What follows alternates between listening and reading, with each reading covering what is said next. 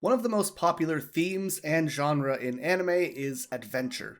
This idea of exploring the world, going to places unknown to find fantastical things, and to learn from people you would have never met at home.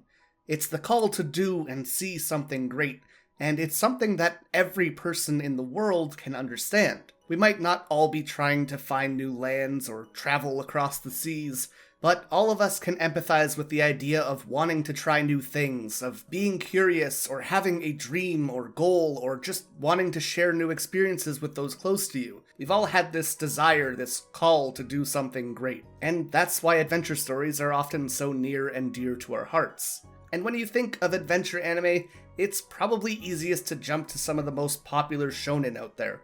One Piece, Hunter x Hunter, Fairy Tail, or JoJo's Bizarre Adventure. The things that all these series have in common is that they are more or less universally accessible.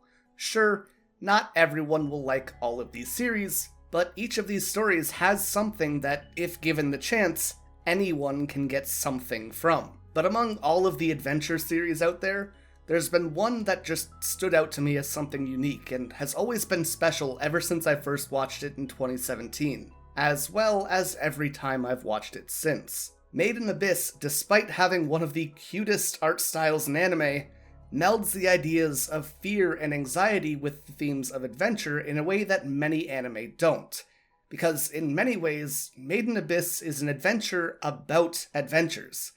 And in reality, going on adventures, leaving your comfort zone, and setting out on a journey can be kind of terrifying. It isn't always sunshine and rainbows, and sometimes it's not only going to be difficult to progress, but it can be terrifying, and many people will never get to where they're going. And that's the honest kind of look at adventures that Made in Abyss shows off. So with the prelude out of the way, if you're all ready, I think it's about time we dive into the Abyss. The allure of the Abyss is inescapable. Even so, no one has managed to reach the end. A golden city that sleeps at the bottom of the Abyss. Relics that surpass understanding. For 1,900 years, we have ventured into the darkness, hoping to make greater and greater discoveries. The romance of a lost age and the arcane. Drawn to the great unknown, the Abyss devours us. These are the words at the core of the series' themes. The Abyss is dangerous. Countless people have died trying to reach its base, and no one ever has. And even if they did, they wouldn't be able to come back to the surface to tell anyone about it because of the curse of the Abyss. But despite it being essentially a death sentence, countless people are still drawn to it. So much so that the village of Orth was built around the Abyss so that people could start new lives, start families, and keep delving.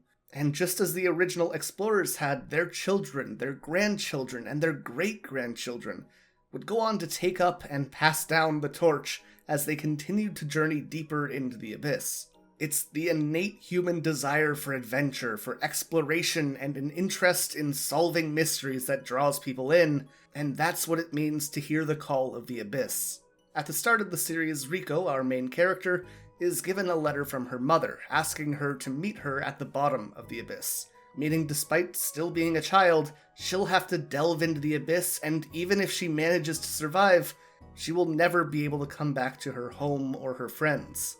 The series takes this idea of going out on an adventure extremely seriously.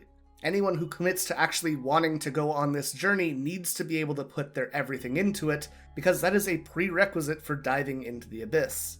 And there are plenty of things that go into pushing this theme of an honest look at an adventure from the moment that she reaches the Abyss. Almost immediately, Riko and Reg come across some issues. Firstly, and most on the nose, is losing the star compass.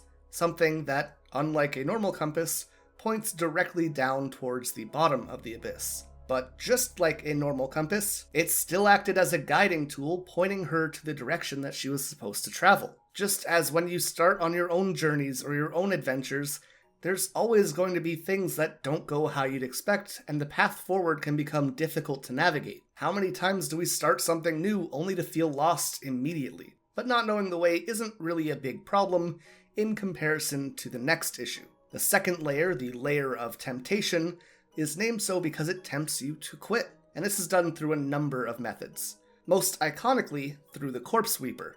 I remember watching this series for the first time, and there's just this phenomenal shift in tone. Yes, we had the Crimson Splitjaw back in the first layer, but that was more of a look, a big animal kind of scary. But the Corpse Sweeper makes the horror of the abyss into a real thing. It isn't just a big bird. When we first see the Corpse Sweeper, it's devouring the insides of a delver as it imitates that person's voice and shrieks out to lure other people in. It's not just big animal scary, this is actual nightmare material. Even the name Corpse Sweeper is just extremely creepy. Not only that, but we know the abyss gets worse as you descend, so you know this isn't as scary as things are going to be. Riko almost immediately sees herself in the other delver's position, being devoured by the Corpse Sweeper, but that isn't really a fair comparison, because that delver was ready for their journey. They didn't leave as a child, they had a rank that justified them going to the second layer,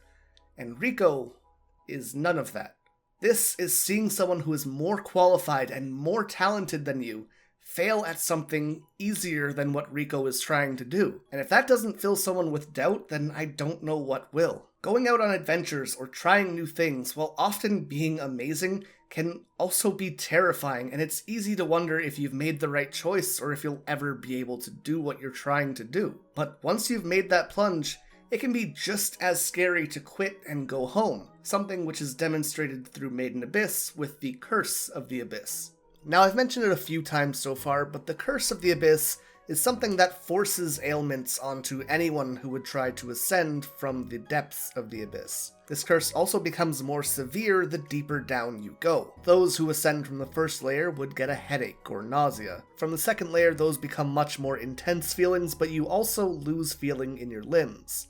The third layer's curse adds in vertigo as well as visual and auditory hallucinations. Layer 4 is where it becomes incredibly serious, with intense pain through your entire body and bleeding from every orifice. By layer 5, you lose all your senses.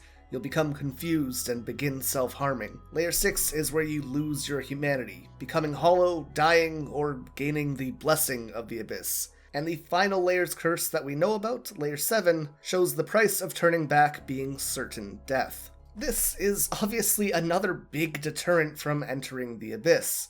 If you quit, going home is going to be painful. Or worse yet, if you're unable to progress but you've already passed layer 4, you probably won't be able to go home either, meaning you're now stuck in the middle of the abyss. The further you go in, the more dangerous it is to stop. It's basically a sunk cost trap. You're too far into something to turn back, even if you would have wanted to. But this too is an honest look at what it means to go on an adventure, to try something new, or to take a big risk in your life. Those who set off on these adventures can always turn back and go home early on.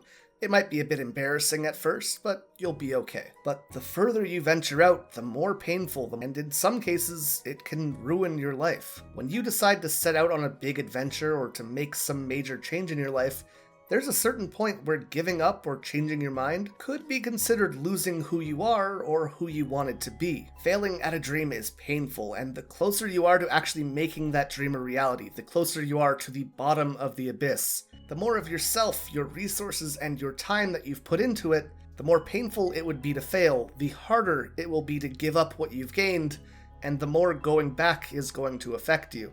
I mentioned a few other shonen earlier on in this video, and I think the contrast between them is something really important to look at. One Piece tells the story of following your dreams. Naruto is all about finding your place in the world, and every other adventure has something that it wants to tell its viewers. But it's really rare for a series to describe the genre that it itself is within. And it's even more rare for a story to be told so honestly and without rose-colored glasses. Maiden Abyss might start bright and fun and colorful, but it pulls no punches in telling everyone who listens that going on an adventure and trying something new isn't always going to be a good thing. It can be a really terrifying experience. It can be hard to move forward, it can be hard to turn back, and you can be filled with hard choices where you might have to sacrifice parts of yourself or the things that mean the most to you to move forward. But at the same time, it doesn't shy away from the good either. When you step out of your comfort zone, you're probably going to meet some amazing people. You'll learn about the world and yourself. You'll see and do things you would have never experienced back home. And while you might have a few bumps in the road, you might have to give some things up as you go, sometimes that's still worth it. Not everyone who journeys into the abyss will survive, and even among those who do, no one really makes it out unscathed. But everyone who does act on the allure of the abyss, everyone who does set out on this adventure, who heeds the call to do something great, will never spend the rest of their life wondering what if. They'll never have to regret waiting to take the plunge or worry about missing an opportunity. And most importantly, they're going to grow as people in ways that they would have never done otherwise. The abyss is mysterious and dangerous, but that's never going to stop people from gazing into it. However, it's up to you whether you want to take the dive and enter the abyss, but only those who do will ever gain anything from it. Thank you all so much for watching. I hope you have the courage to brave your own abyss, and until next time, stay excellent.